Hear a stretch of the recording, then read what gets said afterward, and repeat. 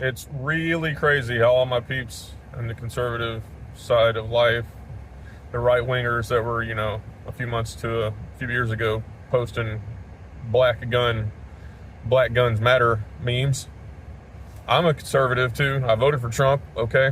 I would consider myself a libertarian, also known as retarded, because it's the third party that just pulls votes away. But the problem that I'm seeing today is people can't acknowledge the simple overreach and egregious actions of the government and the federales in our cities. It appears to me that they're violating posse comitatus, as well as several other constitutional protections and the Bill of Rights for individual citizens.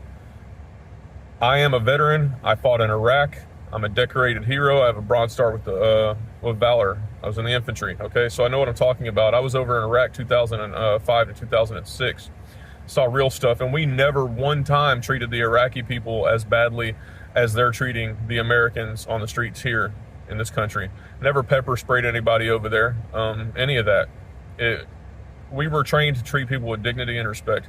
But what we're having happen and occur in America right now by cheering this on is you get a whole bunch of people that get their rocks off on seeing their opposition or their perceived enemy punished and killed because they felt like they were punished and attacked for so long, the January 6ers, everybody else. It's just going back and forth, and it's escalating, and I feel like we're leading to a civil war. And I don't know how that will play out, what that looks like at all in this modern times.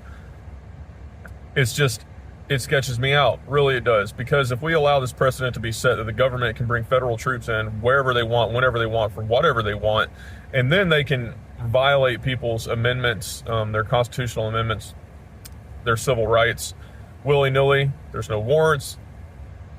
That I do support getting illegal aliens out of our country and sending them back where they come from. However, we have to use a velvet glove and not necessarily an iron fist, because the optics, as they say, are turning against the Trump administration here. Clearly, a lot of people with the brain can see that, well, the moment that conservatives lose power, which ultimately they will, the pendulum swings left and right, then the left-wingers get in. Are they going to come after people who own guns or are Second Amendment supporters or anything else, any arbitrary thing that they want to pick out to use to target you in the same fashion? So we don't want that. We want to support each other as people living on the land in the United States, okay, of America. And whether or not we believe in what they believe in or we support what the other person believes in, we ought to support their right to at least express themselves, okay? And do that peaceably. The man that was killed clearly didn't draw his weapon.